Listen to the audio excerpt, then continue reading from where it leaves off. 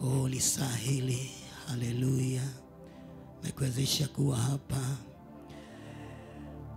adhuhuri hii. Amekulinda, amekuvusha kutoka mwezi wa 10 yuko katika mwezi wa 11. Hii ikiwa ni Jumapili ya kwanza na siku ya pili katika mwezi huu. Bwana ndiye amekupa hicho kibali. Mwambie tu Bwana asante. Asante. Ungechagua kutokuwa katika nyumba yake, lakini Bwana alielekeza moyo wako uchague kuwa katika nyumba yake, mbele zake. Asante Bwana, nakushukuru. Hallelujah Lord. Thank you Jesus. We bless your holy name. Hallelujah. Thank you Lord.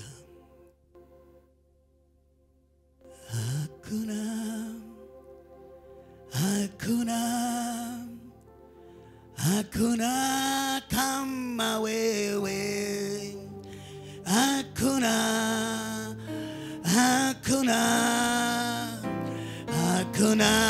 kama wewe.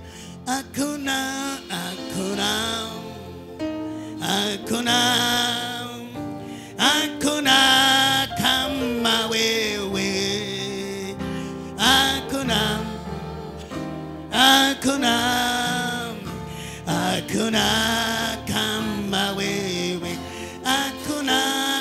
kama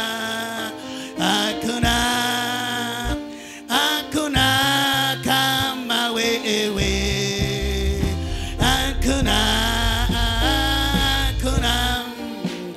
Hakuna kama wewe. Unayeweza, unayetenda. Hakuna kama wewe. Hakuna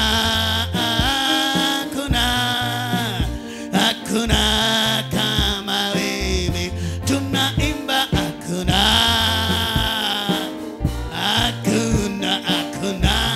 kama wewe.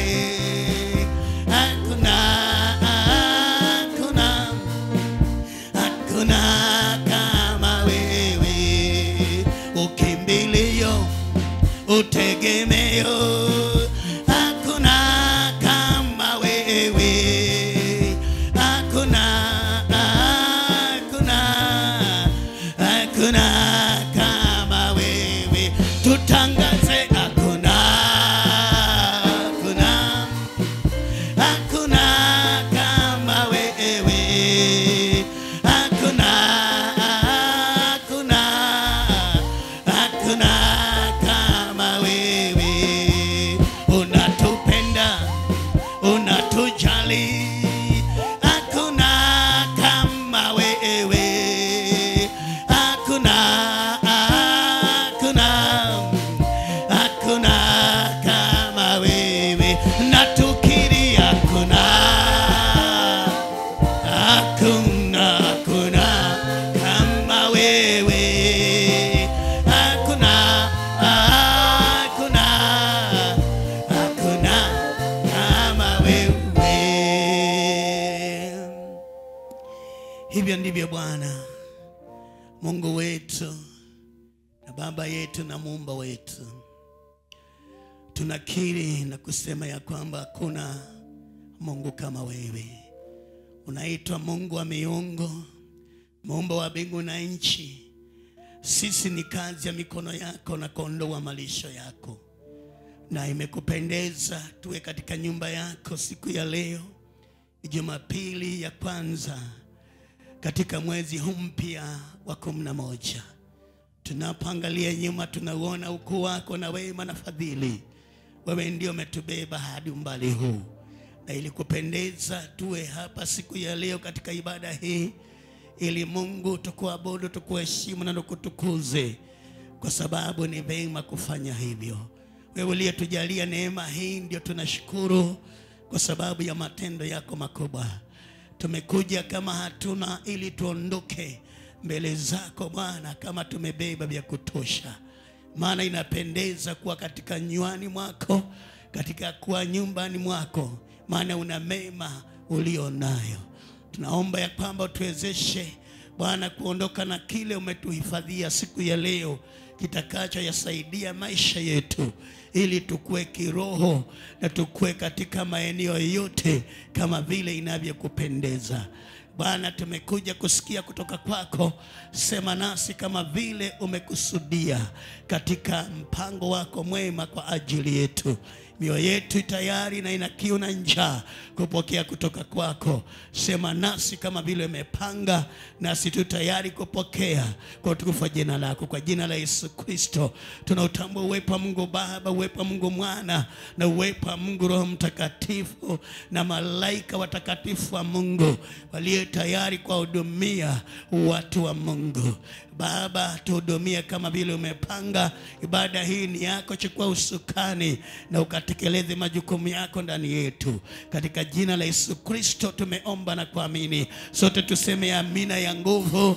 Tufanye kelele nzuri kwa Yesu. Kisha na tuketi.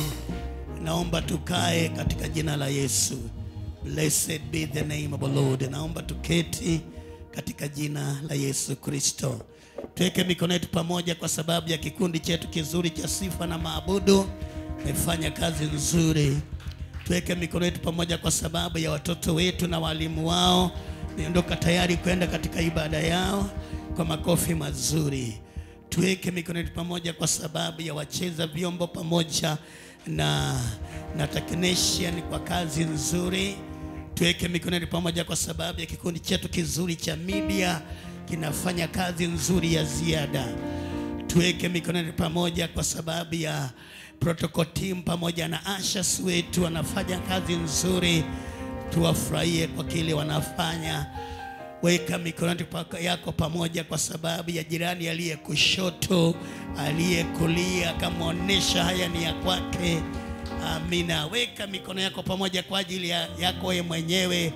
Raha jipe mwenyewe, jifurahie. Ni vizuri kujifurahia. Blessed be the name of the Lord. Tuweke mikono yetu pamoja tunapo waalika wapendwa wetu ambao sasa wako online kwa kuungana pamoja nasi mbashara katika miji, katika mataifa na visiwa, waweze kuendelea nasi katika ibada hii ya pili. Blessed be the name of the Lord. Tuweke mikono pamoja kwa sababu ya Kasisi Cecilia ametuongoza kwa utaratibu mwema. Let us appreciate her work in the mighty name of Jesus. Hallelujah. Nachukua nafasi hii na fursa hii kuwasalimia nyote katika jina la Yesu Kristo, na pia kuwakaribisha kwenye ibada yetu ya pili. Na ibada ni ya pili ya kwanza katika mwezi mpya wa 11, ikiwa ni Jumapili ya kwanza. Na Bwana ametuneemesha, ametujalia neema na kibali chake kuwa hapa siku ya leo tayari kwa ajili ya neno lake. Blessed be the name of the Lord. Wewe kukuona wewe ni muujiza, maana tuliachana na wengi mwezi uliopita wa 10. Ni wachache tu jana tulikuwa nao hapa kanisani. Wengi tumeonana leo tukiwa katika mwezi wa 11. Ni muujiza ama si muujiza? Ni makuu ya Mungu ama si makuu ya Mungu? Blessed be the name of the Lord. Kwa hivyo huwa nasema ya kwamba unaponiona, ninapokuona, unapomwona mwenzako, just count it as a miracle to see that brother, to see that sister, even to come and worship together. Tuinue mikono yetu tumpatie Mungu wetu sifa na utukufu kwa matendo yake. Jina la Bwana lisifiwe. Hallelujah. Napenda kukuomba ufungue pamoja nami katika Biblia yako katika kitabu kile cha Zaburi, na tunaenda kuangalia Zaburi ya 67. Tutasoma mstari wa kwanza na wa pili, kisha twende kwa mstari wa 7 na Mungu atatubariki. Zaburi ukipenda kwa Kiingereza ni Psalm. We are going to read Psalm 67. We do verse number 1 and 2. Then from there we jumped up to verse number 7, and the Lord is going to bless us mightily. Zaburi 67 mstari ule wa kwanza na wa pili, kisha tufurize hadi turuke twende kwa mstari wa 7. Mungu atatubariki na tutagusia maeneo mengine na Bwana atatubariki. Haleluya. Kama umeshafika pale, sema amina ya nguvu. Tayari naona kuna kuelekezwa na wapendwa wetu wa media. Napenda wapendwa hawa, wanafanya kazi nzuri mno. Naenda kusoma katika jina la Yesu kwa lugha ya Kiswahili. Mungu na atufadhili na kutubariki na kutuangazia uso wake. Njia yake ijulikane duniani, wokovu wake katikati ya mataifa yote. Mstari wa 7. Mungu atubariki sisi, miisho yote ya dunia itamcha yeye. Naomba nirudie. Mungu, mstari wa 1 na ule mstari wa 7. Mungu na atufadhili na kutubariki na kutuangazia uso wake. Mstari wa 7. Mungu atubariki sisi, miisho yote ya dunia itamcha yeye. Na tuombe. Baba wa mbinguni, katika jina la mwana Yesu Kristo, asante kwa neno lako ambalo umeliinua kuliko majina yako. Mioyo yetu tunaifungua ili hili neno liingie na kushuka hadi kilindini na kusababisha mabadiliko makubwa ndani ya maisha yetu. Tusaidie na utuwezeshe kudaka lolote lile ulilonalo ndani ya hili neno. Roho Mtakatifu wa Mungu, fafanua hili neno ili kila mmoja na aweze kulielewa, na wewe mwenyewe utueleweshe kwa hekima na maarifa na ufahamu. Kwa jina la Yesu tumeomba na tumeamini. Tuseme amina ya nguvu. Blessed be the name of the Lord. Hallelujah. Hamu ya kitu unacho kitaka, mahali kilicho ukipate, ni jambo la muhimu sana. Blessed be the name of the Lord. Nataka kuamini ya kwamba kila mmoja wetu inafika wakati unakuwa na hamu ya kitu fulani ama ya jambo fulani. Kwa hivyo ni vema kuelewa hamu ya kitu utakacho itakuongoza mahali kilicho ili ukipate.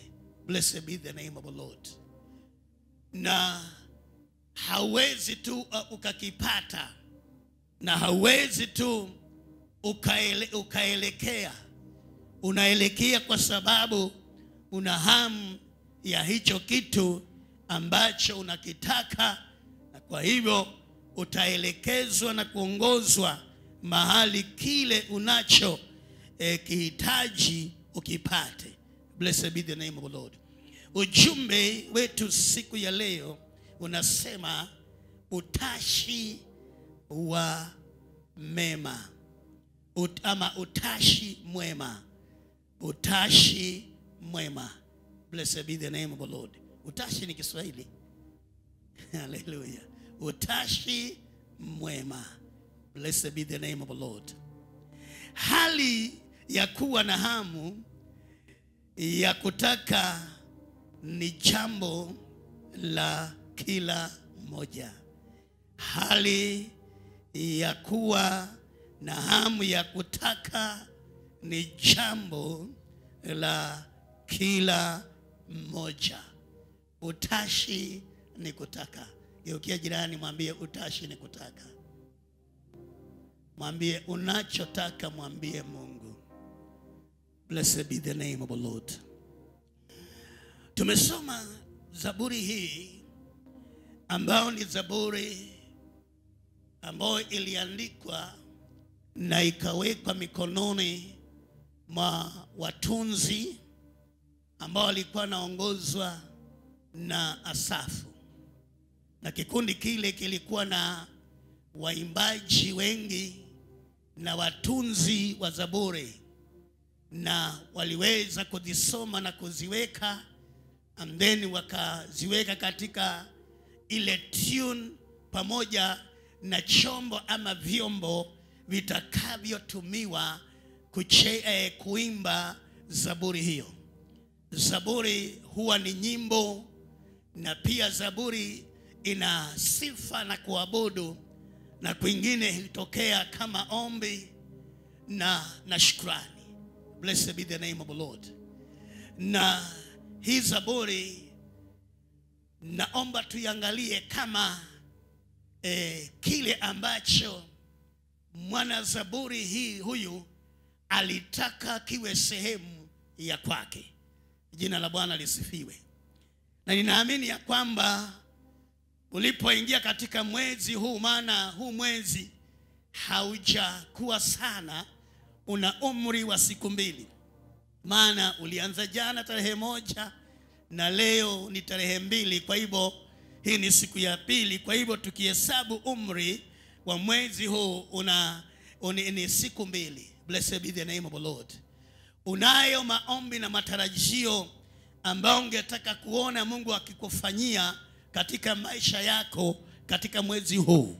Na ni vema kuelewa ya kwamba Mungu husikia maombi yetu. Mungu hutekeleza yale ambao tumemuomba, na hasa kama tunaomba kulingana na mapenzi yake. Blessed be the name of the Lord. Maana kuna kuomba na kuna kule kuomba kulingana na mapenzi ya Mungu. Na hapo ndipo wakati mwingi hatutaki kuangalia sana ama pafanywe ukaguzi kuona tunaomba kwa njia gani. Blessed be the name of the Lord. Lakini ni vizuri kuelewa wakati wote ule unapowasilisha jambo lako mbele za Bwana, ni vema liwe litandamana na mapenzi ya Mungu. Na mtu aseme amina. Haleluya. Nataka kushiriki pamoja nasi mambo kadhaa katika utashi mwema. Inua mkono wako, sema Mungu wangu, nijalie neema niwe na utashi mwema katika mwezi huu wa 11, maana kwako yote yanawezekana. Mtu aseme amina. Pigie Bwana Yesu makofi mazuri. Amen. Twende kwa alama kuu ya kwanza, kufadhiliwa na Mungu. Blessed be the name of the Lord. Kufadhiliwa na Mungu. Kama kuna jambo ambalo unaweza kuwa ukitaka sana lifanyike ama likufanyikie mwezi huu ama ulione, ni Mungu akufadhili. Blessed be the name of the Lord. Mara nyingi tunasikia kwenye habari zetu ikitangazwa ya kwamba serikali inahitaji wafadhili. Blessed be the name of the Lord. Ama kuna vikundi ama hata serikali ya ugatuzi inahitaji wafadhili. Wafadhili si wanyama. Wafadhili ni watu ambao wanaweza kuwa na uwezo wa kuja na kusaidia kupeana msaada kwa kile ambacho kinahitajika kufanyika. Huenda ni ufadhili ya ujenzi wa barabara ama daraja ama taasisi fulani katika serikali kuu ama serikali ya ugatuzi. Blessed be the name of the Lord.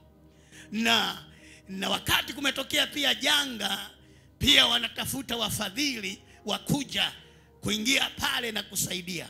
Blessed be the name of the Lord. Na si ajabu hata wewe kwa njia moja ama nyingine umefanyika kuwa mfadhili, huenda kwa jirani yako ama kwa watu walio karibu nawe ama mahali pengine. Blessed be the name of the Lord. Lakini hakuna mfadhili aliye na ukuna uweza kama Mungu. Maana mwanadamu anaweza fadhili na anafika mwisho. Kama wakati rais mpya wa Marekani alipoingia, aliondoa ufadhili na ukaadhiri taifa hili na mataifa mengine kuhusu USAID. Blessed be the name of the Lord. Ama nyinyi mmeokoka sana hamsikizi taarifa. Unajua unaweza kuwa unahubiria watu wameokoka sana kukuliko hii, unawaambia hiyo si ya Mungu. Blessed be the name of the Lord. Msaada ule ukaondolewa, kelele zikapigwa. Maana aliingia na akaondoa ufadhili. Na hata sasa moyo wake haujayeyuka, ungali umekauka, na nasema hakuna ufadhili. Watu wajipange. Blessed be the name of the Lord.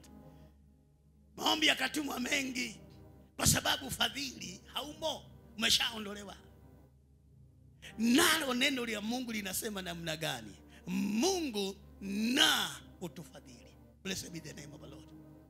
Kwa hivyo ni vema kuelewa ule ufadhili ambao hautakoma ni ufadhili wa Mungu.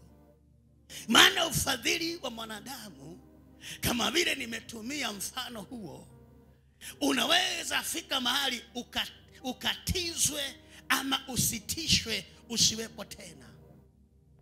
Na kutoka pale shida ama tabu inaanza kuadhiri watu. Kama hiyo iliadhiri wanaotumia zile ule msaada, na wale wanaajiriwa wanapata ajira kupitia hayo. Blessed be the name of the Lord. Na hata siku ya leo kungali kuna minong'ono vile hawa watu wataendelea na ajira yao. Blessed be the name of the Lord. Kwa sababu gani? Lilitokana na imekuwa na mwanadamu. Lakini Mungu anapokuwa mfadhili wako, ufadhili ule hautakatiliwa mbali. Ule ufadhili utaendelea. Blessed be the name of the Lord. Na ni vema kujua wakati wowote ule utashi wako uwe kwenye kufadhiliwa na Mungu. Maana Mungu hatachoka, mwanadamu atachoka, mwanadamu ataishiwa, mwanadamu atafika mwisho wa uwezo wake, lakini Mungu hafiki mwisho. Blessed be the name of the Lord. Maana yeye ndiye yule jana, leo na hata milele. Kwa hivyo nasema ya kwamba Mungu akufadhili, anifadhili, atufadhili mwezi huu. Blessed be the name of the Lord. Hallelujah. Ili kule ambapo adui alikuwa amekisia, amepanga ya kwamba hautaweza, Mungu akufadhili. Mtu aseme amina. Hallelujah. Inua mkono wako, sema Mungu wangu, naomba unifadhili. Blessed be the name of the Lord. Ambayo inamaanisha pewa msaada na Mungu wakati wa haja. Blessed be the name of the Lord. Pewa msaada na Mungu wakati wa haja. Na kila mmoja wetu ana wakati wake wa haja. Inaweza kuwa haiji wakati mmoja, yangu na ya kwako na yule mwingine, lakini wewe nami tunafika mahali ambapo tunahitaji ufadhili, kwa sababu nataka tupewe msaada wakati wetu wa haja. Blessed be the name of the Lord. Na wakati wako wa haja unahitaji tu Mungu aje nawe mfadhili wako, ili kile na lile ambalo unahitaji liweze kuwafikia. Mtu ampe Yesu sadaka nzuri ya makofi yake. Jina la Bwana lisifiwe. Hallelujah. Tendewa wema na Mungu. Hallelujah. Maana kufadhili ni kutenda mema, ni kutenda jambo la wema. Na kama kuna yule ambaye anajua, ambaye anaweza, na ambaye anapenda, na ambaye ana moyo wa kutenda wema kwa watu wake, ni Mungu. Blessed be the name of the Lord. Wakati mwingine huwa unafika mahali unaweza kutenda wema, tendo la wema kwa mtu ama kwa watu, na inafika mahali unakosa kuendelea. Lakini wewe ni mwanadamu, lakini mimi ni mwanadamu, lakini kuna mmoja ambaye ni wa kumwendea, ni ambaye ni wa kumuita, ambaye ni wa kumtafuta, na kumwomba na kumwambia Mungu ni fadhili, ambayo inamaanisha unamwambia Bwana nitendee wema, Mungu wangu. Blessed be the name of the Lord. Geukia jirani mwambie ni Mungu tu ametosha kukutendea wema. Blessed be the name of the Lord. Inua mkono wako, sema Mungu wangu nitendee wema. Blessed be the name of the Lord. Ombi langu ni ya kwamba mwezi huu wa 11 Bwana akufadhili, Bwana akupe msaada wakati wa haja yako, katika haja yako. Mungu akupe msaada wakati unapohitaji. Mungu akutendee tendo la wema. Blessed be the name of the Lord. Ili adui kama alikuwa nafikiria hautaweza kuendelea mwezi wa 11, akuone wewe unaendelea, si kwa nguvu zako, si kwa uwezo wako, lakini kuna mmoja ambaye anakufadhili. Wewe ufadhiliwi na mwanadamu, wewe unafadhiliwa na Mungu. Atakupa msaada panapo haja yako, atakutendea tendo la wema. Blessed be the name of the Lord.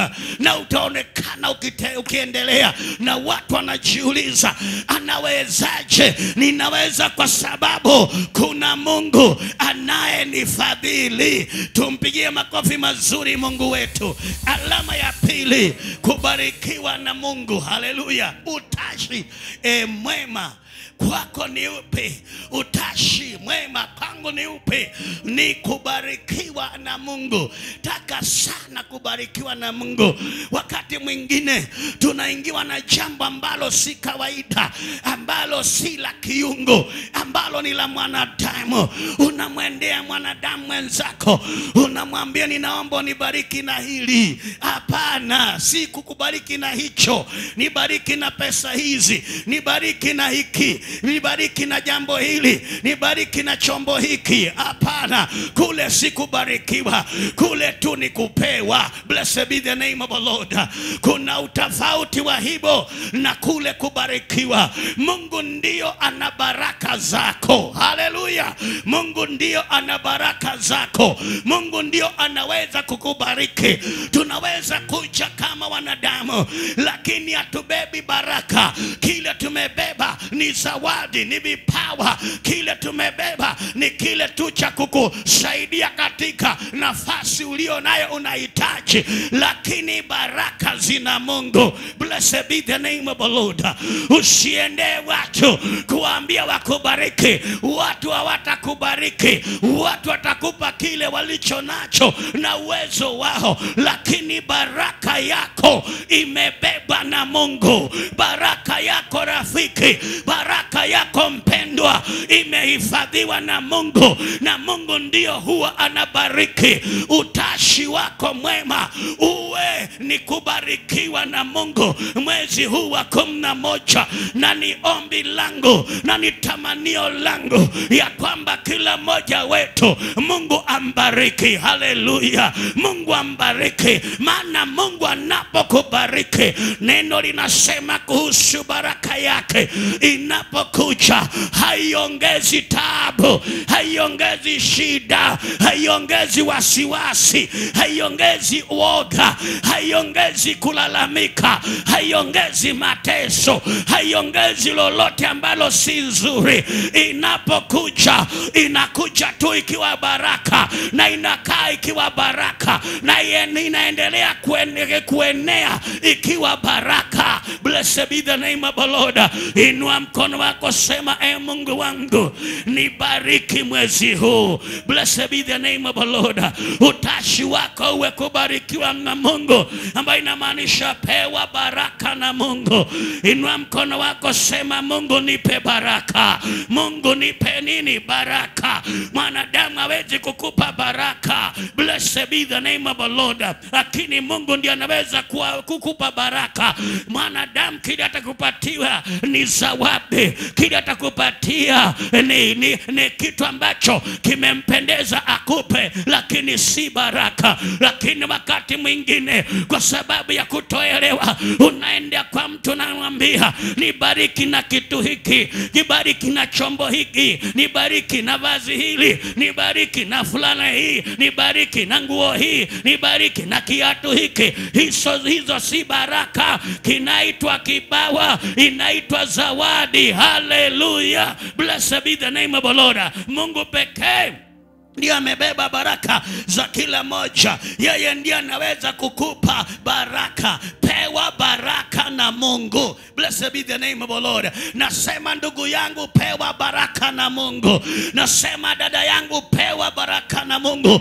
Kama familia, mpewe baraka na Mungu. Kama jamii, mpewe baraka na Mungu. Maana Mungu anapowapa baraka, hiyo baraka itaendelea. Hiyo baraka itawapa amani. Hiyo baraka itawapa tulizo. Blessed be the name of the Lord. Hallelujah. Pia inamaanisha hallelujah, neemeshwa na Mungu. Maana baraka hii ya Mungu ni neema ambaye ananeemesha mtu. Inua mkono wako, sema Mungu wangu nineemeshe. Hallelujah. Mungu na akuneemeshe katika mwezi huu wa 11. Huenda kuna mambo umepambana nayo, kuna hali ambazo zimekuwepo. Mungu amebeba baraka, na hizo baraka ni za kwako. Yeye pekee ndiye anaweza kutuneemesha.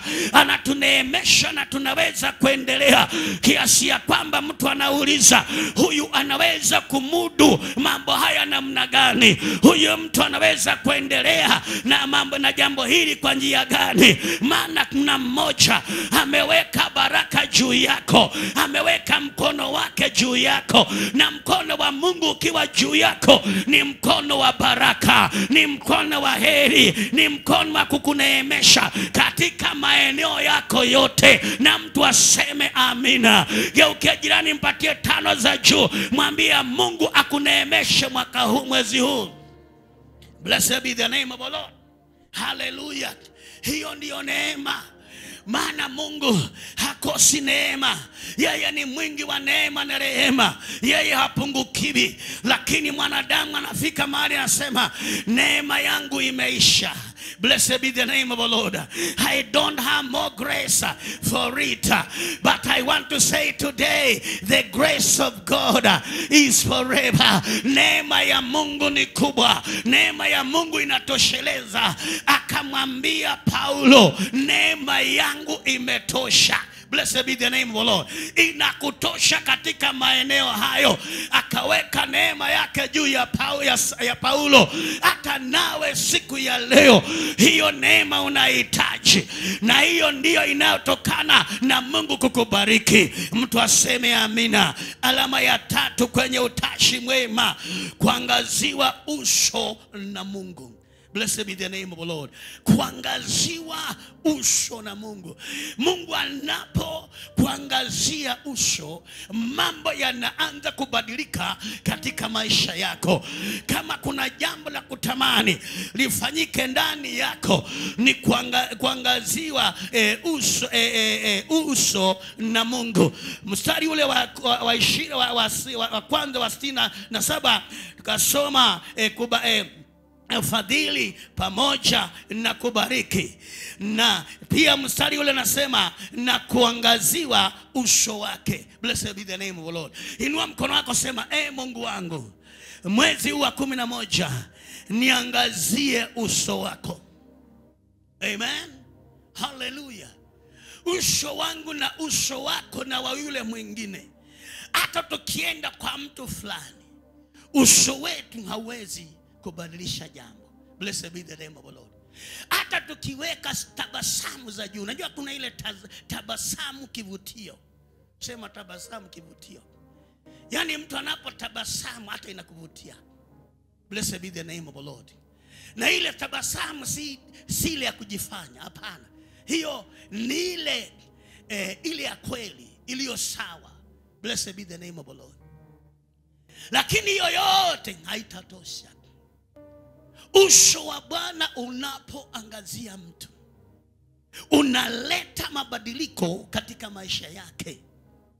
Ndio mwandishi wa Zaburi anataka sana, anatamani sana kile Mungu atamfanyia. Lakini anasema uniangazie uso wako. Blessed be the name of the Lord.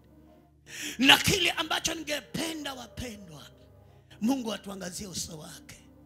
Uso, jambo la kwanza, inamaanisha uwepo. Blessed be the name of the Lord. Ule uwepo wake, na uwepo wake uende pamoja na wewe mwezi huu.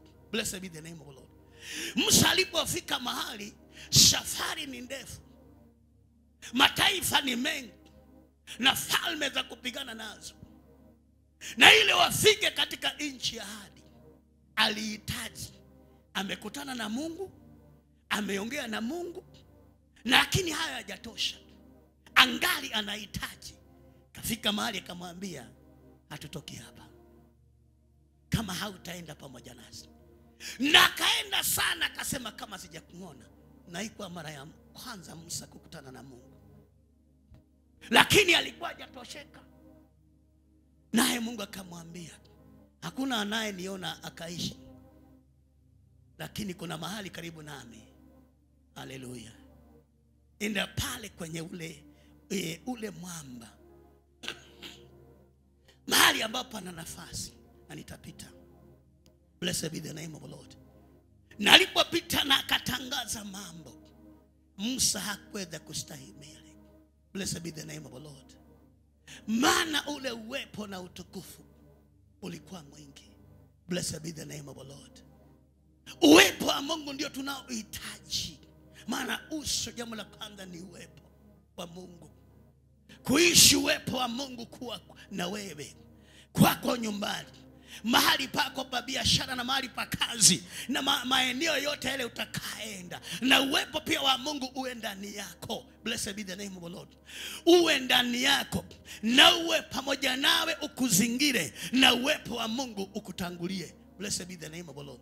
Hayo ndiyo ambayo kulete utafauti ndani ya maisha yako. Kuangaziwa uso na Mungu, inamaanisha Mungu akumulikie. Blessed be the name of the Lord. Inua mkono wako, sema, Mungu nimulikie mwezi huu. Blessed be the name of the Lord. Hakuna kitu ambacho ni cha muhimu kama kuwa na nuru. Nuru inafanya uende mahali popote unataka kuenda. Wakati umeme umetukatikia, hatuwezi kuwa, umetukatikia. Sasa kuna giza. Juzi nikaulizwa na my granddaughter, wewe huwa unaweza kutembea namna gani kukiwa na giza? Blessed be the name of the Lord. Nilimwambia tunajua jiografia ya nyumba hii. Blessed be the name of the Lord. Ninajua jiografia nini? Ya nyumba hii. Najua mahali pa kupitia, maana atasikia tu nimeinuka na nimeanza kutembea, na hata sikia nimejikwaa. Lakini yeye jambo la kwanza atashituka, la pili atajiuliza nitaenda namna gani, maana umeme umetukatikia. Blessed be the name of the Lord. Kwa hivyo kila mmoja anapenda kuwa na nuru, anapenda kumulikiwa. Blessed be the name of the Lord. Ndio neno linasema kwingine, Bwana Daudi akamuomba, akasema Mungu, na akasema wewe ndiye taa yangu, nimulikie katika giza langu. Ambia jirani, una giza lako, na mwambie giza lako si kama la kwangu. Blessed be the name of the Lord. Hallelujah. Lakini ukiwa na Bwana, uso wake ukuangazie, ama uangaziwe na uso wa Mungu, na maisha Mungu akumulikie. Inua mkono wako tena, sema, Mungu wangu nimulikie mwaka huu, nimulikie mwezi huu mpya. Bwana, na atumulikie mwezi wa 11. Atumulikie mchana na usiku. Atumulikie mahali pa kazi. Atumulikie mahali pa biashara. Atumulikie katika familia. Atumulikie kwa mambo ambayo tunaona yameingia giza. Bwana atumulikie. Kuna mambo unaweza kuombea, lakini unaona ni kama giza, unaona tu ndani. Hakuna dalili za kuwa na mwanga mahali popote. Mungu anaweza kufanya na akumulikie na kufanya lile giza litoweke. Jina la Bwana lisifiwe. Mungu anakuangalia. Blessed be the name of the Lord. Inaposema ya kwamba kuangaziwa na Mungu, inamaanisha Mungu anakuangalia. Inua mkono wako, sema Mungu wangu, mwezi huu wa 11 ninaomba uniangalie. Naomba Mungu akuangalie. Akuangalie unapotoka na akuangalie unaporudi. Anapokuangalia atashughulikia chochote adui ameweka mbele zako ili ujikwae, hautajikwaa. Anapokuangalia atageuza kile ambacho adui ameweka ili kikukwaze, atakigeuza kiwe mahali ambapo utakanyaga kama staircase na utaenda level nyingine. Jina la Bwana lisifiwe. Ambia jirani, Mungu anageuza yale adui aliyokupangia ili ujikwae kwayo, hautajikwaa, maana Mungu anakuangalia. Mungu angalie njia yako. Mungu angalie kule utakapopitia mwezi huu, ili kile kimewekwa na adui, ili kile kiambaza, ili kile kizuizi, Mungu akishughulikie, maana yeye anaangalia. Anaweza kuona kule ambapo huwezi kuona. Na ndio Yesu akasema fanyeni kazi wakati kungali mchana. Blessed be the name of the Lord. Kwa sababu mimi ni nuru na usiku utakuja. Blessed be the name of the Lord. Kwa hivyo ni vizuri kujua kuangaziwa na Mungu inamaanisha Mungu akuangalie. Inua mkono wako tena, sema Mungu wangu niangalie mwezi huu. Blessed be the name of the Lord. Watu wanaweza kukosa, watu wanaweza kosa kupatikana, watu wanaweza kosa nafasi. Kuna wakati mtu anataka kupatikana mahali lakini nafasi anakosa. Kuna wakati mtu anataka kusimama na mwenzake na kumsaidia lakini nafasi nakosa, na pia hela zinakosa. Lakini kuna mmoja anaitwa Mungu, uso wake ukikuangazia atakuwa akikuangalia. Atakuangalia unapotoka, atakuangalia kule unakoenda, atakuangalia ukirudi. Blessed be the name of the Lord. Huo ndio utashi mwema, kuangaliwa na Mungu. Jina la Bwana lisifiwe. Angalia jirani na mwambie Bwana akuangalie mwezi huu. Blessed be the name of the Lord. Hallelujah. Mungu akutazame. Blessed be the name of the Lord. Unajua kuangalia na kutazama ni vitu tofauti. Blessed be the name of the Lord. Kule kutazama ni kuona vile ulivyo, lakini kuangalia kuna hata kuchunguza, kutaka kujua ni kitu gani umepungukiwa nacho. Blessed be the name of the Lord. Hallelujah. Jina la Bwana lisifiwe. Ni kitu gani umepungukiwa nacho? Kule ndio kuangalia. Maana anaangalia kila mahali ili kile ambacho hakipo akilete kiwepo. Kutazama sasa ni kuangalia tu, yani kutazama vile ulivyo. Blessed be the name of the Lord. Na katika kuona vile ulivyo, hali inaweza, kwa hiyo mpango wake mwenyewe anapotazama, ndio tena mambo yanaanza kubadilika ndani ya maisha yako. Blessed be the name of the Lord. Mungu akutazame. Inua mkono wako, sema Mungu nitazame mwezi huu. Mungu anapokutazama hali yako itakuwa sawa. Blessed be the name of the Lord.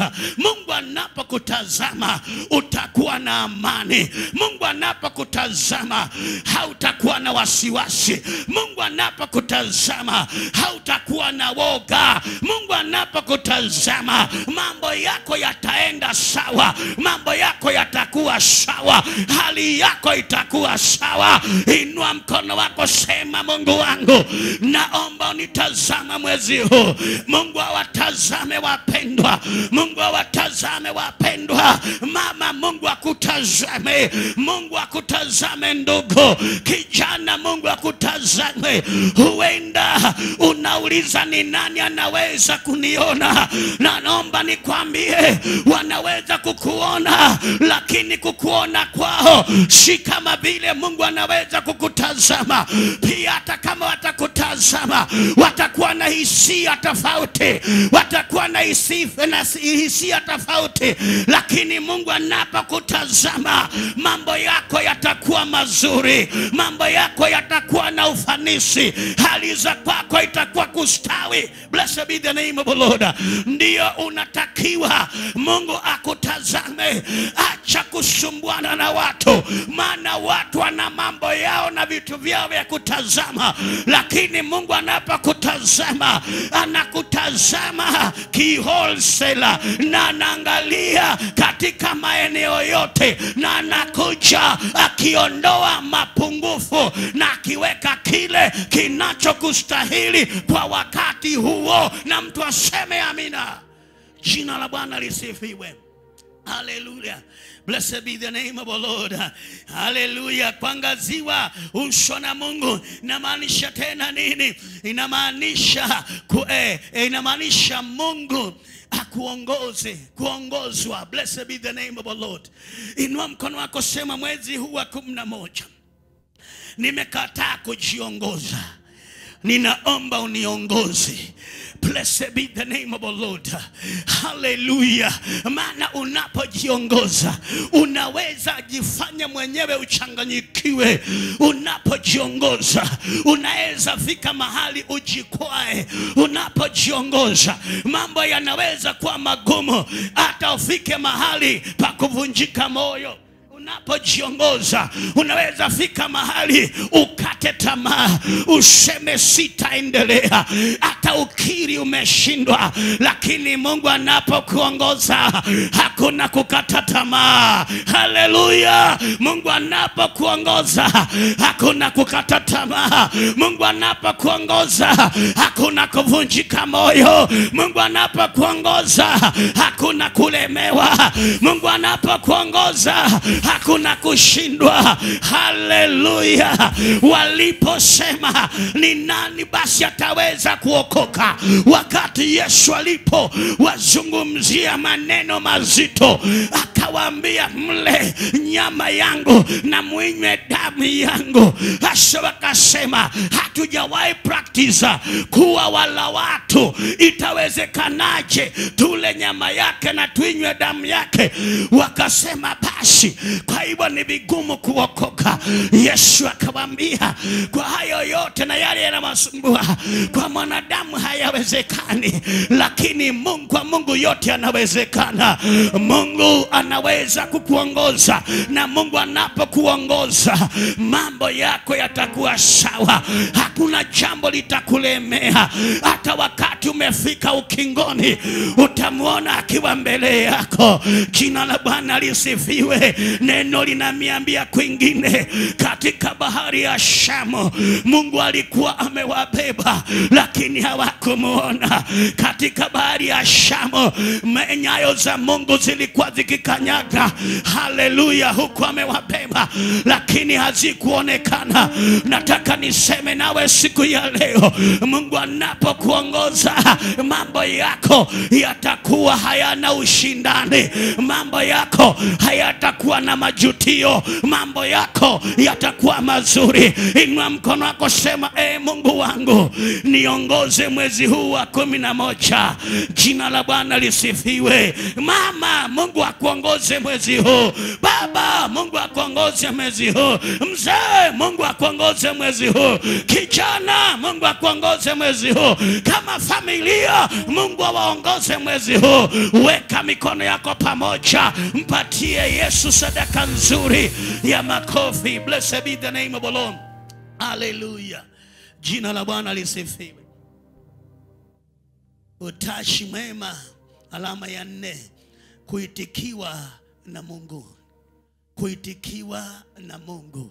Blessed be the name of the Lord. Hallelujah. Kuitikiwa inamaanisha kule kuitika. Blessed be the name of the Lord. Amen. Hallelujah. Kule kuitikiwa na Mungu. Blessed be the name of the Lord. Na ambayo inamaanisha pewa jawabu na Mungu. Hallelujah. Pewa jawabu na Mungu. umuitapo. Blessed be the name of the Lord. Inua mkono wako, sema Mungu wangu, mwezi huu naomba kuitikiwa na wewe. Blessed be the name of the Lord. Amen. Naomba kuitikiwa na nani? Na wewe. Mungu anapokuitika, unapoitikiwa na Mungu, katika hiyo hali mnapewa jawabu ya jambo ambalo ulikuwa unahitaji, ya jambo ambalo ulikuwa unataka. Blessed be the name of the Lord. Naomba Bwana akupe jawabu. Mungu akupe jawabu unapomuita. Blessed be the name of the Lord. Na ninasema niite, nitakuitikia. Blessed be the name of the Lord. Nitakupa lile jawabu ambalo, maana una jambo unataka kunikufanyie, nitakupa jawabu unaponiita. Kwa hivyo ni vizuri kujua ya kwamba Mungu ako tayari kukuitikia. Wewe ndio unapaswa kujiweka kwenye nafasi ya kumuita yeye. Blessed be the name of the Lord. Ya kumuita yeye ili naye akuitikie. Blessed be the name of the Lord. Na akupe jawabu ama the answer to what you are after. Mara nyingi mioyo yetu imejaa maswali, lakini maswali yale yanakaa mle ndani kwa sababu hatubuni nafasi ya kumtafuta, ya kumuita, ya kumwendea ili naye atuitikie. Na anapotuitikia, tunamwaga moyo wetu mbele zake, naye anatupa jawabu, maana tumeshamuita. Mara nyingi kwenye mambo yetu tunakaa kimya. Unaweza kukaa kimya mtu asijue, lakini hata ukikaa kimya kunafika mahali watu wanaanza kujua. Blessed be the name of the Lord. Hallelujah. Kunafika siku, kunafika wakati unapata watu wameshajua. Blessed be the name of the Lord. Kile ambacho unacho kinasukusumbua ama unapitia ama hali yoyote ile. Blessed be the name of the Lord. Hallelujah. Hata Mungu ni vema kujua ya kwamba Mungu huwa anajua na huwa anaona, lakini anataka uchukue hatua na jukumu na umuite, naye atachukua hatua na jukumu, atakuitika, utaitikiwa naye, naye atakupa jawabu umuitapo. Blessed be the name of the Lord. Alama ya 5, kufanyiziwa nafasi na Mungu. Amen. Utashi mwema ya 5 ni kufanyiziwa nafasi na Mungu. Nafasi huwa ni nadra. Kwa nini watu huhonga ama huhongana? Kwa nini mlungula hutolewa? Kwa nini kitu kidogo kimekuwa tabia katika taifa letu? Kwa sababu ya ile nafasi. Hata unaweza ingia mahali pameandikwa corruption free, don't pay for any service, na ni maandiko yako pale. Lakini ukiingia kwa zile ofisi, macho yanayokuangalia inasema kama hakuna kidogo, hii faili hata haiko.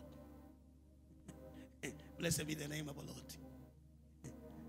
Jina la Bwana lisifiwe. Lakini Mungu si hivyo. Mungu anatufanyia nafasi.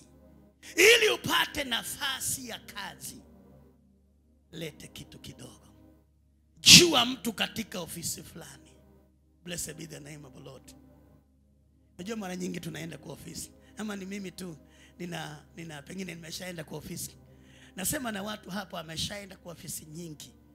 Na unapofika kwenye ofisi ile, unaulizwa maswali. Kuna mtu unajua hapa. Blessed be. Na hili mambo yaende 1 2 3, ni lazima upate na kitu fulani. Blessed be the name of the Lord. Lakini Mungu hako hivyo. God is God. Yeye hufanyia watu wake nafasi. inua mkono wako, sema Mungu, mwezi huu wa 11 nifanyizie nafasi. Amen. Mungu atufanyizie nafasi mwezi huu. Na ni ombi la kwangu kwa lile jambo, Mungu akufanyizie nafasi. Ndio limechukua muda, lakini Mungu akufanyizie nafasi. Ndio limechukua siku nyingi, lakini Mungu akufanyizie nafasi. Ndio hauna mtu katika ofisi hiyo, lakini Mungu akufanyizie nafasi. Ndio haujulikani mahali umetoka, Mungu akufanyizie nafasi. Mungu anaweza kufanyia nafasi. Alimfanyizia Yusufu nafasi, akaingia katika taifa lisilo la kwake. Kule ameuzwa, akauzwa kwa nyumba moja, kule hali ikawa ni tete, lakini Mungu alikuwa amemfanyizia nafasi.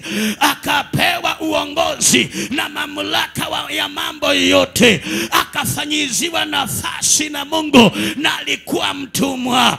Pia alipotoka akaenda gerezani. Alipofika gerezani, pia Mungu akamfanyizia nafasi, akawa na usemi. Na kwenye gereza Mungu alimfanyizia nafasi ya kwamba la kwake lote lilikuwa likifaulu. Akamfanyizia nafasi. Watu wakaota waliotupwa gerezani la Farao ili wawawe, wakaota. Mmoja akawa yeye akatakatwa kichwa, na mwingine akamwambia wewe utaregeshwa katika kazi yako, lakini kumbuka utakaporegeshwa nikumbuke umeniacha gerezani. Lakini Yusufu hakujua amefanyiwa nafasi na Mungu. Maandiko anasema miaka 2 kapita, kama yule jamaa amemsahau, ameregeshwa kwenye kazi yake, anaendelea kula na kunywa na kupokea mishahara yake. Na chochote kile alichokuwa anapokea na kufurahia maisha yake. Mwaka wa kwanza ukakatika, mwaka wa pili ukakatika. Hajawahi kukumbuka Yusufu yule aliyopeana tafsiri ya ndoto yake ya kwamba ataregeshwa katika nafasi yake. Lakini Mungu akabuni nafasi, akaweka ndoto kubwa, ndoto ya kutesa na kusumbua mawazo na moyo wa mfalme. Alipoota akataka mtu wa kutafsiri, akaenda kwa waganga wake, akaenda kwa washirikina wake, akaenda kwa wasomi wa nyota, akaenda kwa wale wote wanasema wanaweza, akaenda kwa wale walikuwa na utambuzi. Hakuna aliyoweza kumpatia tafsiri ya ndoto yake. Wote wakawa wataangamizwa, maana hakuna anaweza. Lakini akaambiwa na yule mtu ambaye amregesha kazini, nimekumbuka wakati nilikuwa gerezani, kwa sababu ya vile mambo yalivyokuwa. Kuna mtu ambaye niliota katafsiri ile ndoto yangu ya kwamba mimi kichwa changu hautaamuru kikatwe, kile utafanya utaamuru niregeshwe kwenye kazi yangu, na ukaniregesha. Imepita miaka 2 na mimi nimesahau huyo mtu ako gerezani. Farao akasema aitwe aje haraka. Akaandaliwa, akatoa mavazi ya jela, akatoa mavazi ya gereza, akaandaliwa aende mbele ya mfalme. Akaenda mbele ya mfalme, naye mfalme akaongea naye akamjibu mfalme, patafutwe mtu atakayefanya kama vile nimesema, ama vile nimekupatia uweze kuyaona. Utafute mtu atakayefanya kazi hiyo, atakayefanikisha jambo hilo. Naye mfalme akauliza, tuna nani mwingine ambaye anaweza kufanya hili isipokuwa tu ni huyu ambaye amekuja na hiyo hekima na hayo maarifa? Akasema mtu si mwingine, mtu ni wewe. Akainuliwa, akawekwa nafasi ya La pili, kutoka kwa mfalme, maana Mungu hufanyizia mtu nafasi. Naomba mwezi huu wa 11 Bwana akufanyizia nafasi dada yangu, Bwana akufanyizia nafasi ndugu yangu. Ni Mungu tu anaweza buni nafasi ambayo haiwezi kubadilishwa na mtu. Amen. Jina la Bwana lisifiwe. Mungu inamaanisha Mungu mwenyewe akufanya nini? Akutimizie jambo. Blessed be the name of the Lord. Kufanyiziwa nafasi ni kutimiziwa jambo. Inua mkono wako, sema Mungu, jambo ambalo halijatimika nitimizie mwezi huu, nitimizie mwaka huu. Amen. Jina la Bwana lisifiwe. Ni ombi la kwangu Mungu atimizie mtu jambo. Umeangalia kushoto, ukaangalia kulia, ukaangalia mbele, kiasi sasa umegeuka unaangalia nyuma, lakini hakuna dalili ya mtu ambaye atatokea akutimizie jambo. Lakini kuna mmoja anapokufanyia nafasi, yeye anakutimizia jambo. Jambo ambalo limekuwepo Bwana alitimize katika jina la Yesu. Haleluya. Mungu akushughulikie. Haleluya. Mungu ajishughulishe. Haleluya. Kwako. Blessed be the name of the Lord. Mungu ajishughulishe na wewe. Mungu ajishughulishe kwako. Inua mkono wako, sema Mungu, naomba mwezi huu jishughulishe na hali ya kwangu na mambo ya kwangu katika jina la Yesu. Ninaomba Mungu ajishughulishe na hali yako dada, na hali yako ndugu, na hali ya familia, na hali ambao unapitia. Bwana ashughulike. Alijishughulisha na wana wa Israeli wakiwa Misri, na alipojishughulisha alishuka na ukombozi, alishuka na wokovu, alishuka na kuwanusuru na kuwatoa katika nchi ya utumwa. Haleluya. Wakiwa jangwani alijishughulisha, akawalisha na mana, mikate ya malaika walikuwa nakula kila uchao, akawapa, akasababisha upepo wa mashariki ukavuma, ukaja na ndege wazuri wa kuliwa, na wakapata kile watakula walipohitaji nyama. Mahali walienda maji yakawa machungu, yeye akajishughulisha, maji yale yakawa matamu. Wakati wote walipopungukiwa, yeye alijishughulisha. Yeye ndiye yule jana, leo na milele. Ninaomba jishughulishe katika jambo la kwako, katika hali za kwako, katika kile ambacho unasema sasa sijui ni nani atakaye kuja. Ninaomba nikwambie, kuna mmoja anaweza kuja, anaitwa Mungu. Yeye ndiye anaweza kukufanyizia nafasi. Anapojifanyizia nafasi, utamuona akikushughulikia katika jambo ulilonalo, katika hali ulionayo, katika mambo ulionayo, maana yeye anaweza. Wewe ni mwanadamu, umefika mwisho wako, umefika ukingoni, lakini nikujuze ya kwamba unapofika Mungu mwisho, hapo ndipo Mungu anaanza. Na kuna mtu Mungu ataanzia leo, kuna watu Mungu ataanzia leo. Haijalishi umefika wapi, haijalishi uliposhare na watu walikwambia namna gani, hauhitaji nyota. Haleluya. Ili mambo yako yawe mazuri, unahitaji Mungu. Nasema hauhitaji nyota, unahitaji Mungu. Na naambia jirani, hauhitaji nyota, unahitaji kufanyiziwa nafasi na Mungu. Blessed be the name of the Lord. Hallelujah. Jina la Bwana lisifiwe. Hallelujah. Ili muone ashughulike kwa jambo la kwako. Amen. Mungu wezesha jambo nzuri. Blessed be the name of the Lord. Anapokufanyizia nafasi, inamaanisha atawezesha jambo nzuri. Blessed be the name of the Lord. Inua mkono wako, sema Mungu wangu, mwezi wa 11 liwezeshe jambo nzuri katika maisha yangu. Ninaomba mwezi huu Bwana awezeshe jambo nzuri juu yako mpendwa, jambo nzuri juu yako ndugu, jambo nzuri juu yako dada, jambo nzuri juu ya familia, jambo nzuri juu ya biashara, jambo nzuri juu ya ofisi ambao unafanya kazi, jambo nzuri mahali pa kazi, jambo nzuri katika maisha yako. Bwana awezeshe jambo nzuri likufanyikie, maana yeye ndiye ana nafasi yako. Nafasi yako haiko na watu, nafasi yako iko na Mungu. Geukia jirani mwambie, nafasi yangu hauko nayo, nafasi yangu iko na Mungu.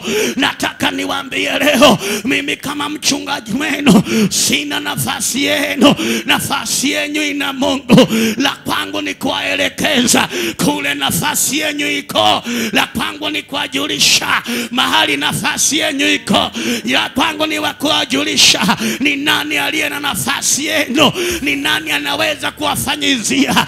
Usiende kwa mganga, awe ni mganga wa modele gani, hata kama ni wa kienyeji, yeye angali ni mganga. Usiende kwa mchawi, usiende kwa wale wanaombea, usiende kwa wao, usiende kwa washirikina.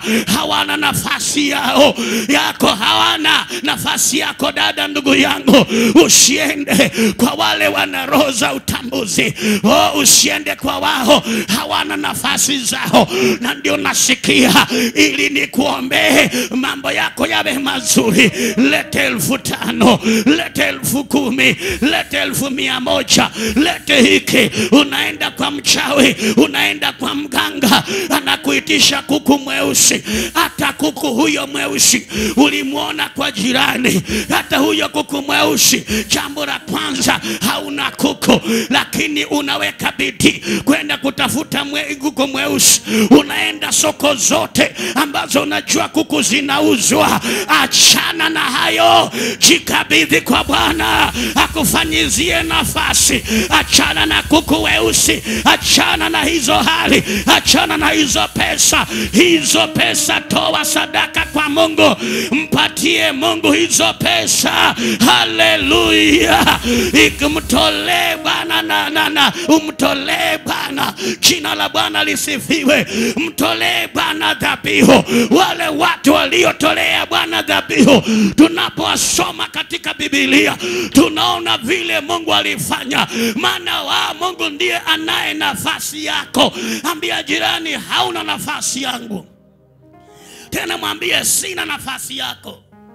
Mwambie Mungu ndio ako na nafasi yako. Blessed be the name of the Lord. Hallelujah. Tulipokuwa tunabebwa na zile matatu, zingine zilikuwa tukiingia tunaulizana nilikuwa na wapi. Wengi wajui hizo, lakini sisi tunajua hizo.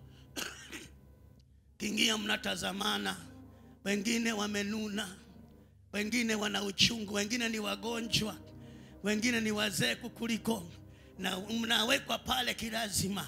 Na kuna wale walikuwa wajanja, akiambiwa atafute nafasi, anaanza kushuka na mabega yako mpaka anakirete nafasi yake. Akikaa anakurusha nje. Mungu anapokufanyizia nafasi, no one will push you. Hakuna mtu atakuondoa, hakuna mtu atakufinyilia, hakuna mtu atakuwa kinyume na wewe. Jina la Bwana lisifiwe. Acha kukimbizana na watu wanataka nafasi zifanywe, wafanywe nafasi kwa njia tofauti. Angalia Mungu wako. Jina la Bwana lisifiwe. Angalia Mungu wako, muita Mungu wako, nafasi yako ako nayo, atakufanyizia. Wakati watu wamekosa nafasi, hata nafasi ukosa kwenye familia, nafasi hata inakosa kwenye familia. Unapata kuna mtoto amekosa nafasi ya kusoma kwenye familia, lakini kuna wengine wamesoma, wengine wakanyimwa nafasi, wakaambiwa huyu mmoja ndiye atasoma, akisoma atawasomesha. Kwani tungali tutakuwa tu watoto, tumngojee asome, ajiriwe ili atusomeshe? Si hata nasi tunakuwa. Haujawahi jiuliza hivyo? Kitu mmoja asome, Wakati mwingine nilimwambia ndio mama yangu alifanya. Akawaacha wengine wasome, yeye akakosa kusoma. Blessed be the name of the Lord. Hallelujah. Jina la Bwana lisifiwe. Sema nimekataa. Sema nafasi yangu haitaenda na mtu, haitaenda na majini, haitaenda na mchawi, haitaenda na mganga, haitaenda na mrogi, haitaenda na mshirikina, haitaenda na mwivi, katika jina la Yesu. Sema nafasi yangu nimefanyiwa na Mungu, nimefanyiziwa na Mungu nafasi yangu. Sema wewe nafasi yangu niliyofanyiziwa na Mungu utadumu milele. Sema amina. Andiko linasema namna gani? Andiko linasema Mungu wa haki yangu, uniitikie niitapo. Umenifanyizia nafasi wakati wa shida. Umenifadhili na kuisikia sala yangu. Zaburi 4 mstari wa kwanza. Zaburi 4 mstari wa kwanza. Unasema Mungu wa haki yangu, unitikie niitapo. Unifanyizie nafasi wakati wa shida. Blessed be the name of the Lord. Ambia jirani, wakati wa shida nafasi ipo. Mungu atakufanyizia. Blessed be the name of the Lord. Si watu tunapatwa na tunakumbwa na shida, tunauliza ni nani atakaye kusaidia, ni nani atatutoa katika hii shida. Mungu anasema yupo katika wakati wa shida, ako tayari kukufanyizia. Amen. Nafasi. Anapofanyiza nafasi wakati wa shida, inamaanisha anatransfer hiyo shida kutoka kwako. Sasa usiulize itaenda kwa nani. Si chaguo lako na si pendekezo lako, ni la Mungu. Na ndio neno linasema wenye haki, hata kama shida zao na tabu zao ni nyingi, inafika mahali Mungu anakuja, anaondoa hiyo shida na hiyo tabu na hiyo hali kwa mwenye haki, anaweka juu ya mtu muovu. Na nimekupatia jawabu. Blessed be the name of the Lord. Tafuta haki kila wakati, ili hata wakati shida, hali imekuwa vile imekuja na kuna mtu mwovu mahali, acha kutafuta itaenda wapi. Mungu mwenyewe anajua vile atatransfer, na transfer itaenda kwa nani. Blessed be the name of the Lord. Jambo hapa ni kuwa na ushirika na Mungu. Kuwa na ushirika na Mungu kila wakati, ili hata wakati wa shida umemuita naye na kuitikia. Haleluya. Naye anakufanyizia nafasi wakati wa shida yako. Anaondoa shida, analete mazuri kwako, wewe unaendelea. Hiyo shida nimekuambia, acha kuuliza hii utapelekea nani. That is none of your business. Where it will be taken. God knows where to transfer, where to take. Blessed be the name of the Lord. Na ninasema atakaye kuchimbia shimo, yeye ndiye ataanguka ndani. Atakaye bomoa ukuta wako, Mungu atatuma nyoka imuume. Nyoka inaweza kuwa si nyoka utamuona akitambaa. Nyoka inaweza kuwa chochote cha uharibifu kitakachopewa ruhusa na Mungu kwa ajili yako. Mungu aje akutetee. Blessed be the name of the Lord. Atakalo lisukuma jiwe kubwa, ili ligagae likuelekee, lije likuponde. Maandiko yanasema Mungu ataligeuza. Jiwe haliwezi sukumwa likuelekee kama hakuna mteremko. Maana kama ni tambarare, mtu atatumia nguvu nyingi, atachoka. Lakini kama ni kwa mteremko, basi ataliguza tu kidogo, alipatie tu push ya kusema sasa endo utekeleze kazi yako. Maandiko nasema naye Mungu ataligeuza. Hata kama alikuwa kwa mlima upi, hata kama alikuwa Everest, na wewe uko pale kwa vale, uko pale chini ya Mount Everest, Mungu ana uwezo wa kuligeuza likosha kuteremuka, lipande, limugonge yeye, lipite na yeye. Blessed be the name of the Lord. Usichezee Mungu akufanyizia watu wake nafasi. Anaweza fanya jambo lolote. Blessed be the name of the Lord. Mungu anaweza fanya jambo lolote kwa ajili ya watu wake. Maana yeye ndiye anajua where he wants his people to be. Amen. Hallelujah. Unifadhili na unisikie na kuisikia sala yangu. Nimesema Zaburi 4 mstari wa 1. Kwa hivyo Mungu akufadhili. Blessed be the name of the Lord. Mungu akufadhili. Mungu atakubariki. Kwa hivyo Mungu atakufadhili. Mungu atakubariki mwezi huu. Inua mkono wako, sema Mungu nibariki mwezi huu. Nifadhili mwezi huu. Nibariki mwezi huu. Mungu atakuangazia uso wake. Ninaomba Mungu akuangazie uso wake. Kule ulikuwa unaona kama hautafika, nataka nikwambie mapema utafika huko. Kule watu walisema katika familia yetu hakuna mtu anaweza kufika kule unasema, kupata kile unasema, kuenda kule unasema. Nataka nikwambie kuna watu tunaacha katika familia yetu tuende kule Mungu amesema tutaenda. Tuende kule Mungu amesema tutaenda. Tukae kule Mungu amesema tutakaa. Tuishi kule Mungu amesema tutaishi. Tupate kile Mungu atatema tupate katika jina la Yesu. Mungu haulizi familia yetu ni nini hawana. Mungu haulizi familia yetu ni nini wanataka ufanyiwe. Mungu hatauliza. God will not consult everybody or anybody because of you. He is your God. He knows what you want. He knows what he has prepared for you. Utaenda kule hawajaenda. Neno linasema kuna mahali hata mwewe hajawahi fika, hajawahi pita. Ninaomba siku ya leo hata kule mwewe hajawahi fika, hajawahi pita. Unajua tu tunashanga, tunaona ndege ako juu sana, hata hatumuoni, na ni chombo kikubwa kimebeba mamia ya watu. Ukiona ikiwa kule juu ni kama katone kadogo, ni kama kachombo kadogo, lakini ni chombo kikubwa. Ukiona mwewe ikienda, inaenda hata uioni, unaona ni kama akida wake, lakini ni mwewe mzima mkubwa.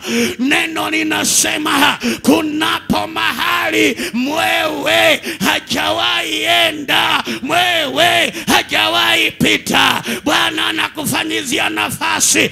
Utaenda kule hawajawahi enda, utafika kule hawajawahi fika, utakuwa kile hawajawahi kuwa, utakula kile hawajawahi kula, utavaa kile hawajawahi vaa, utaishi maisha ambayo hawajawahi ishi. Ninasema na mtu hapa, Bwana anakufanyia nafasi, anakufanyizia nafasi. Mambo yako yanaenda kugeuka, mambo yako yanaenda kubadilika. Weka mikono yako kama sadaka nzuri kwa Yesu, maana anatimiza neno lake. Hallelujah. Naomba tuende kule hawajawahi enda. Naomba tule kile hawajawahi kula. Jina la Bwana lisifiwe. Tutakilia kile ambacho hawajawahi kula. Kukula wapi? Tunaenda mahali ambapo tutakula kile hawajawahi kula. Tutaona kile hawajawahi ona. Tutapokelewa kuliko vile wameshawahi pokelewa. Blessed be. Haujawahi, naomba uende mahali upokelewe mpaka ujiulize kama ni wewe. Ujiulize ni mimi wanapokea hivyo. Ndio mahali mwewe hajawahi pita, unaenda kupita. Mahali mwewe hajawahi, yani kiwango kile hakuna kiumbe kimeshafika, unaenda kufika. Blessed be the name of the Lord. Maana yeye huinua, yeye hutoa katika nafasi kwa nafasi nyingine, kiwango hiki kwa kiwango kingine. It is from faith to faith, strength to strength. Blessed be the name of the Lord. Hivyo ndivyo Mungu anafanya kazi. Acha kujidharau, acha kujichukia, acha kuvunjika moyo. Sema amina. Haleluya. Mungu atakuitikia, Mungu atakufanyizia nafasi. Namalizia na kusema Mungu atakufanyizia nafasi mpendwa. Mwezi huu ni mwezi wa kipekee. Huu ni mwezi Mungu atafanya mambo kwa wale watu ambao wana imani ndani yake, ya kwamba wakimwamini kuna mambo yasiyo ya kawaida watayashuhudia yakifanyika ndani yao. Inamisha kichwa chako, mwambie Mungu. Mwambie Mungu, vile nimekusoma katika neno lako, ninaomba mambo haya yawe sehemu ya kwangu mwezi huu wa 11. Sema Bwana, vile nimekusoma, nimeyasoma katika neno lako, vile wewe unaweza kufanya, yafanye ndani yangu. Mungu nifadhili, Mungu nibariki, Mungu nifanyizie nafasi, Mungu niitikie. Rikabaka sandoroboko sandere baba zanda, katika jina la Yesu.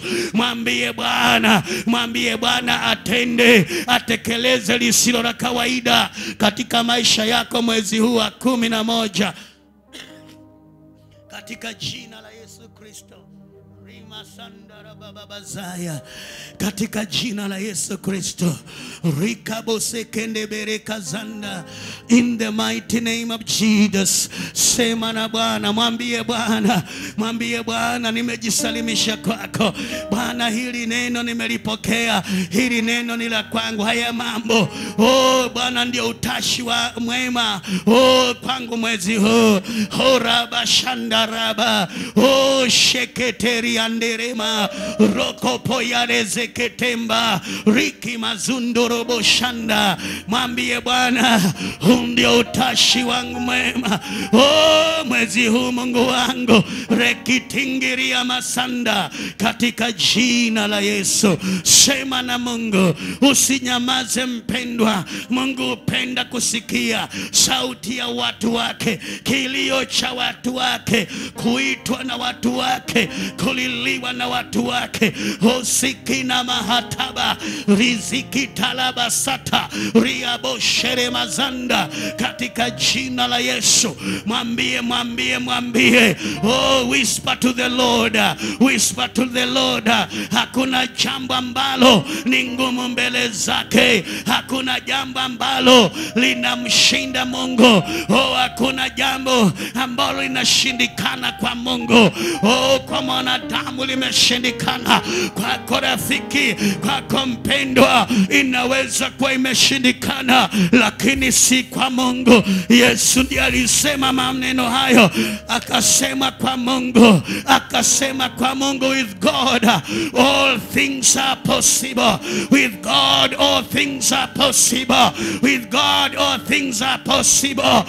Naomba hewa ya maisha yako ibadilike. Rikabo zeketeria zanda rakaya rekeze menenda rebazia landa. Mambo yabadilike. Here shalabakaya. Uhisi uwezekano, uhisi uwepo wa Mungu anayesababisha mambo kuwezekana, mambo kutendeka, mambo kukufanyikia.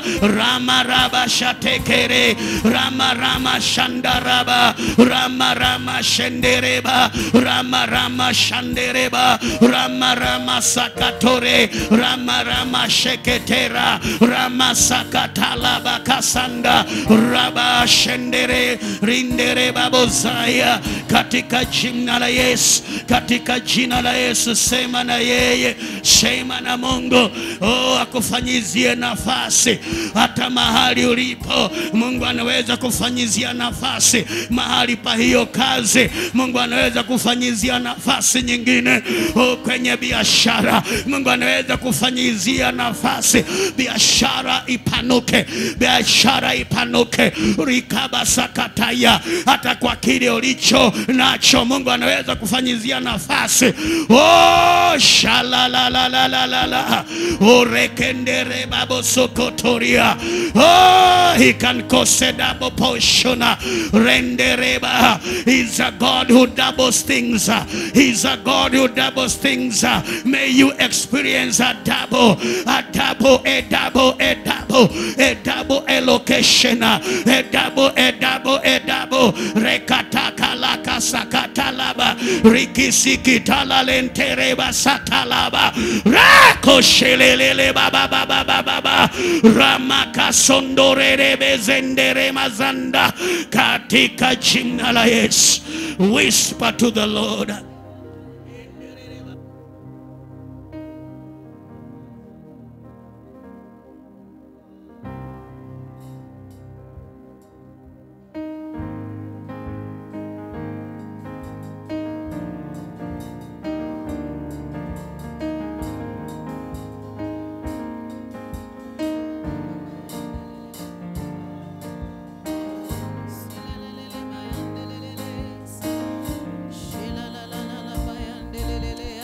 Katika jina la Yesu, katika jina la Yesu. Rikandara baba bazaya ropoko sotorianda ropoko sokotoya. In the name of Jesus. Oh, katika jina la Yesu. Rikandere babozaya. In the name of Jesus. Lord, I give you glory. Hallelujah. Hallelujah, Lord.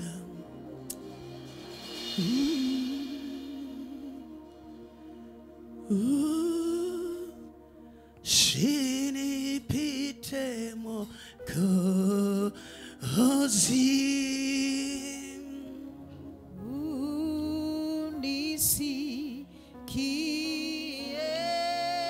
Yes, Lord.